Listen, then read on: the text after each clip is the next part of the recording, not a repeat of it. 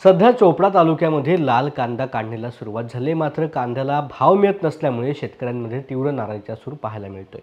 डिसेंबर महिन्याच्या 7 तारखेला मध्यरात्रीपासून मंत्रालयाने लाल कांद्याची निर्यात बंदी घातल्यामुळे 3,500 ते 4,000 रुपये क्विंटल विकला जाणारा कांदा हा चक्क 1,000 ते 1,500 रुपये प्रति क्विंटल प्रमाणे व्यापारी खरेदी करत असल्यामुळे नाईलाजाने शेतकऱ्यांना बाजारात हा कांदा विकावा लागतोय।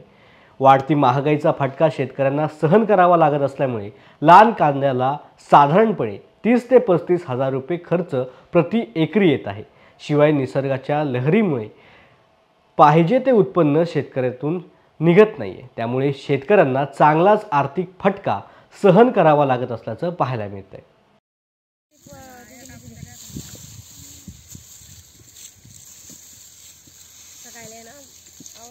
सकाळी पहिले यूज केले कांदा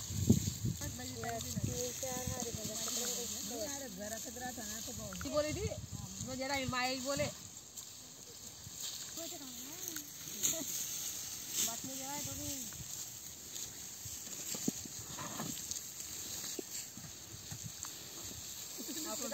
लावानी का फोन